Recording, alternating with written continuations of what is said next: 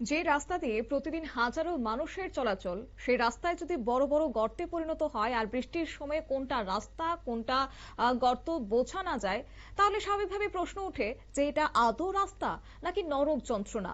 এই আশা নিয়ে কিংবা একটা আশঙ্কা নিয়ে প্রতিদিন চলাচল করতে হচ্ছে সাধারণ মানুষকে। প্রতিনিয়ত জীবন হাতে নিয়ে চরম বিপদ আর ঝুঁকি মাথায় নিয়ে চলাচল করতে বাধ্য হচ্ছেন সাধারণ মানুষ। কখনো বাইক, কখনো চার চাকা গাড়ি, আবার কখনো বাইসাইকেল নিয়ে এই রাস্তা দিয়ে যাতায়াত করাটা এখন যেন একটা বড় অগ্নি পরীক্ষার সামিল হয়ে দাঁড়িয়েছে বলে অভিমত ব্যক্ত করছেন আজ সাধারণ মানুষ। পুরো রাস্তা জুড়ে এখন শুধুই জল আর কাদা, দেখে বোঝার উপায় নেই এটি সড়ক নাকি কোনটা ডোবা। রাস্তাটার কোনো কোনো অংশে এতটাই ভেঙে চুরমার হয়ে গেছে তা এখন প্রায় বিপর্যয়ের কিংবা বিপদের সম্মুখীন হতে হবে বলে আশঙ্কা প্রকাশ করছেন সাধারণ মানুষ। এমনই ছবি উঠে আসলো মোহনভোগ আরটি ব্লকের অন্তর্গত কলমক্ষেত গ্রাম পঞ্চায়েতের ৩ নম্বর ওয়ার্ডের খামারবাড়ি রাস্তাটিকে নিয়ে। প্রায় ৮০ থেকে ৯০টি পরিবারের বসবাস এই এলাকায়। প্রতিদিন এই ভাঙাচোরা কাদা জলে ভরা রাস্তা দিয়ে যাতায়াত করতে হয় এই বিপুল সংখ্যক মানুষকে।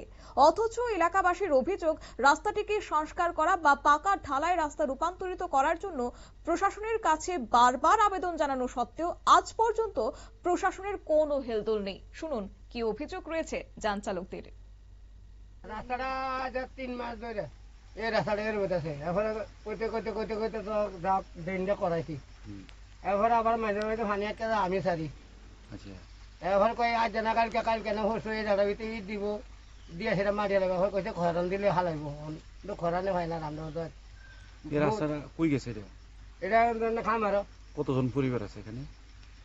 এখন তো ৩৮০-৯০ পরিবার আছে এখানে। এর মাঝে আপনার গাড়ি আছে? আমাদের গাড়ি আছে ২ জনের।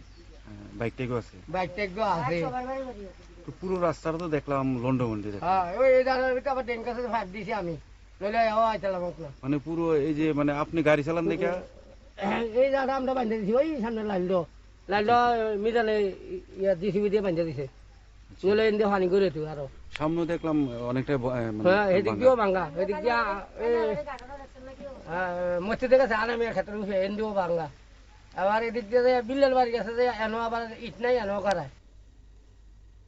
আপনারা শুনলেন, অর্থাৎ বারবার প্রশাসনকে জানানো হলেও কার্যকরী পদক্ষেপ কেন নেওয়া হচ্ছে না?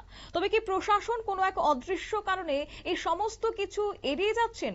যাই হোক, স্থানীয়দের ক্ষোভ হচ্ছে যে আগে যাও কিছুটা হাঁটার যোগ্য ছিল, এখন বর্তমানে ইটের সোলিং প্রায় উঠে গেছে, রক্ষণাবেক্ষণের অভাবে তার কোনো অস্তিত্ব অবশিষ্ট নেই।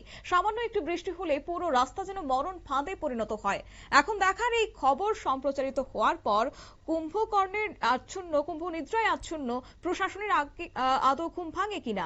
এলাকার ৮০ থেকে ৯০টি পরিবারের এই দুর্ভোগের কি আদৌ অবসান ঘটবে, নাকি আগামী দিনেও এই নরক যন্ত্রণার মধ্য দিয়ে যাতায়াত করতে হবে খামার বাড়ির বাসিন্দাদের? এই সমস্ত কিছু প্রশ্ন তুলে ধরে আগামী দিনে প্রশাসন কি ভূমিকা নেন সেদিকেই তাকিয়ে রয়েছে গোটা এলাকার মানুষজন। সংবাদ আপাতত এই পর্যন্তই। পরবর্তী আপডেটের জন্য চোখ রাখুন শুধুমাত্র নিউজ ভ্যানগার্ডের পর্দায়। নমস্কার।